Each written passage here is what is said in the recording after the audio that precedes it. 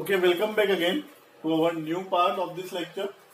Yes, we are on the topic accounting ratio, class 12th accountancy, page number 4.33, illustration number 53. Question is given to us: equity share capital 5 lakh, preference share capital 4 lakh, fixed asset 12 lakh, non-current investment 150 lakh, reserve 2,40,000, current asset 1,90,000, current liability 1 lakh. Question asked: find out total asset to debt ratio. Total asset to debt ratio we have to find out. So how to find out the total asset to debt ratio?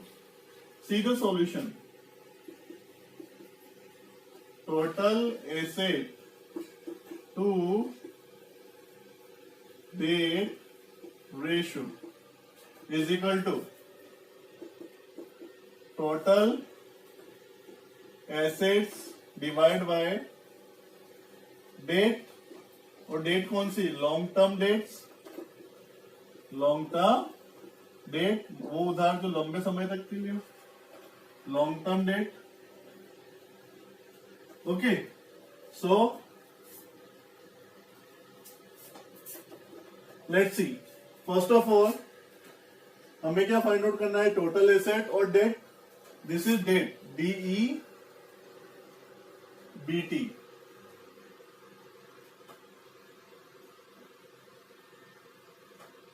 Okay, date.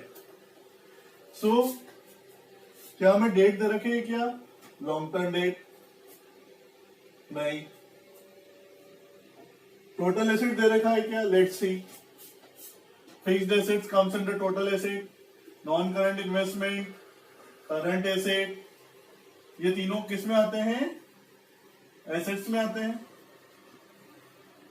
Clear?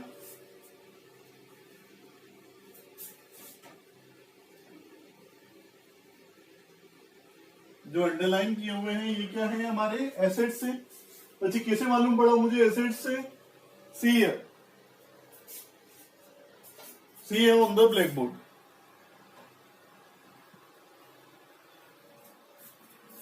It is balance sheet. Here what come? Liabilities, amount, assets. पढ़ी हुई है सबने? एक बार देख लें, इससे question काफी आसान हो जाएगा आपके लिए. चलिए,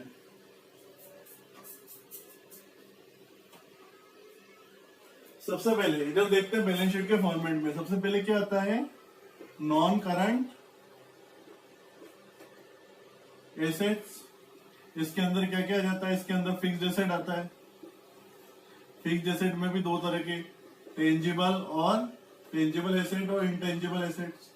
उसके बाद में सेकंड पोर्शन पे आता है नॉन करंट इन्वेस्टमेंट, जो लंबे समय के लिए हो, नॉन करंट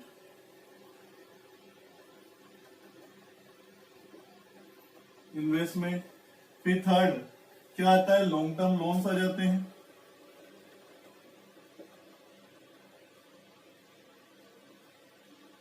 ये नॉन करंट इन्वेस्टमेंट के अंदर ही आ जाता है वैसे, पर ठीक है, फिर भी हम इसको अलग लिख देते हैं.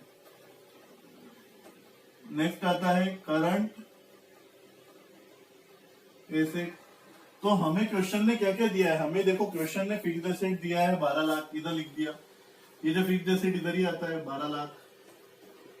इसके बाद देखो नॉन करंट इन्वेस्टमेंट 1,50,000. इसके बाद देखो करंट एसेट दिया हुआ है कितना? 1,90,000. ये करंट एसेट 1,90,000. इसके अंदर सब आ जाते हैं करंट एसेट में. डेटर, बिल रिसीवेबल, कैश, सब इसके अंदर आ गए, है ना? ये सब मिला के क्या आता है? टोटल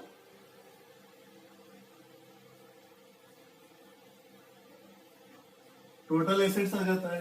टोटल करेंगे इन तीनों एसेट्स का तो कितना आएगा? देखो, करो टोटल. इनों का टोटल करोगे तो आएगा 15,40,000.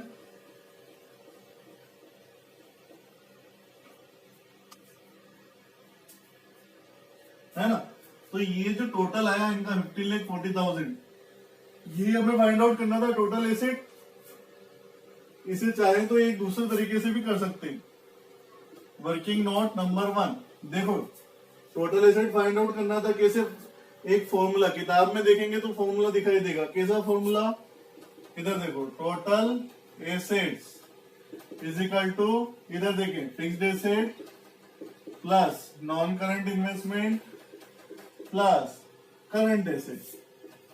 तो ये तीनों है क्या, यही तो है, इन दोनों का टोटल, इन तीनों का टोटल एसेट्स। तो इसी से क्या निकाला है, टोटल एसेट निकाला है 15,40,000। इनको टोटल करोगे तो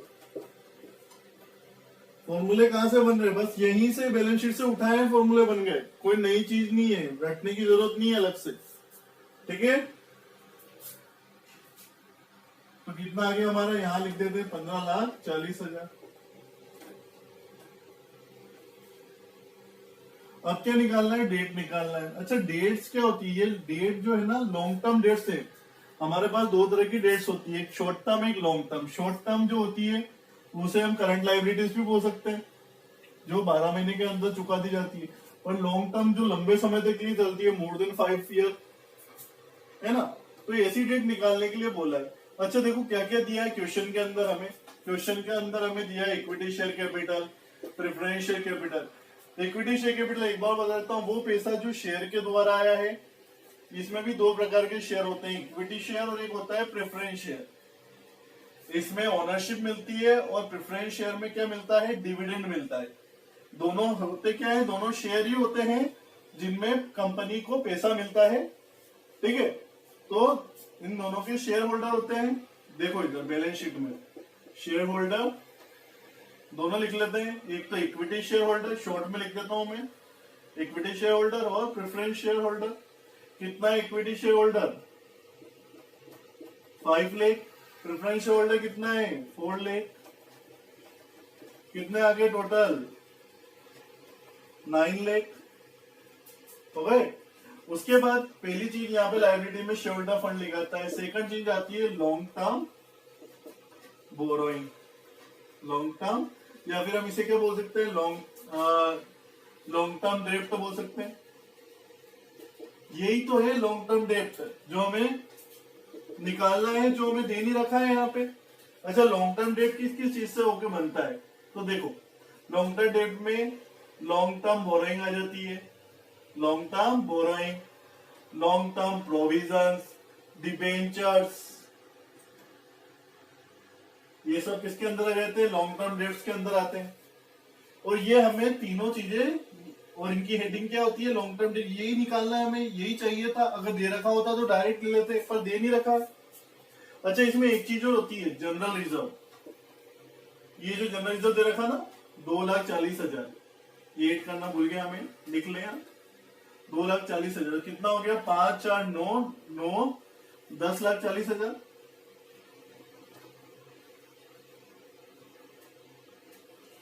ठीक है, शेयर होल्डर फंड में भी तीनों चीजें आती है, equity share capital, preference share capital और जनरल रिजर्व। उसके बाद लॉन्ग टर्म डेट, इसमें क्या आता है, long term borrowing, long term provision और डिवेंचर्स। इसके बाद तीसरा जो आता है, यहाँ पे आता है करंट लायबिलिटीज।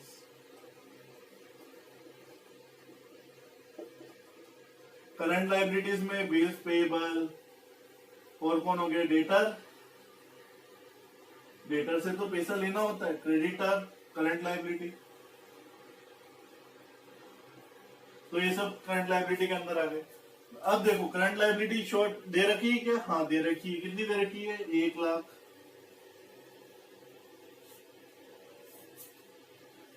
ठीक है, अब हमें क्या निकालना है, लॉन्ग टर्म डेट निकालना है। ये चाहिए ना लॉन्ग टर्म डेट, कैसे निकालेंगे, देखो इधर बैलेंस शीट का हमेशा एक ध्यान रखना, ये टोटल एसेट हमेशा किसके बराबर होता है,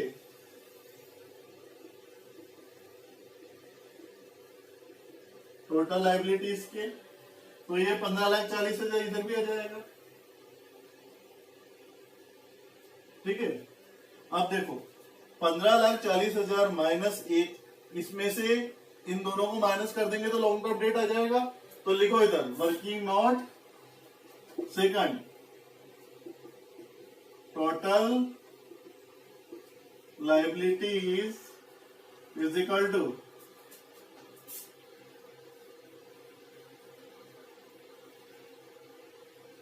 total liabilities is equal to shareholder fund plus long term debt plus current liability. Short में लिख रहा हूं, ध्यान दें, है ना। तो टोटल लाइबिलिटीज कितनी है? 15,40,000। शेयर होल्डर फंड कितना है? 10,40,000।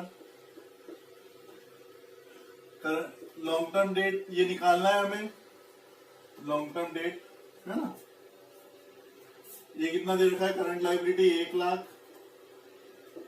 तो क्या जाएगा? लॉन्ग टर्म डेट, इसको इधर ले लेते हैं, इसको इधर ले लेते हैं, नहीं इसको इधर ही लेने देते हैं, इन दोनों को प्लस करके उधर ले लेते हैं। तो क्या जाएगा? 15,40,000 माइनस 10,40,000 प्लस 1,00,000, 11,40,000।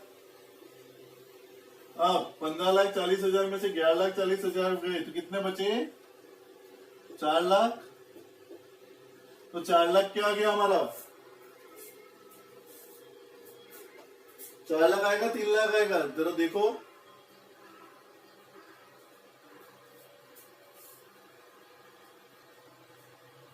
थोड़ा सा करेक्शन है। इन तीनों का टोटल 11,40,000 ना कि 10,00,000। 5, 4, 9, 10, 11,00,000। 11,40,000 हमने कितना लिखा है? 10,40,000। तो क्या कर दें इसको? 11,40,000 कर दें। तो इधर देखो, यहाँ पे भी 11,40,000 हो जाएगा। गलती से 10,40,000 हो गया, है ना। तो अब कितना आ जाएगा इधर? 12,40,000। 15,40,000 में से 12,40,000 गए तो कितने बचे? 3,00,000। ये 3,00,000 हम इधर लिख देंगे। ये क्या आ गई हमारी? Long term dates. काटेंगे इसको, कितना जाएगा? काटेंगे तो इसको जाएगा 5.13:1। ये क्या है हमारा? Total asset to debt ratio. ये सिर्फ मैंने आपको समझाने के लिए बताया है, ये आपको बैलेंस शीट बनाना आना चाहिए। Okay, clear to everyone this question? Moving to next.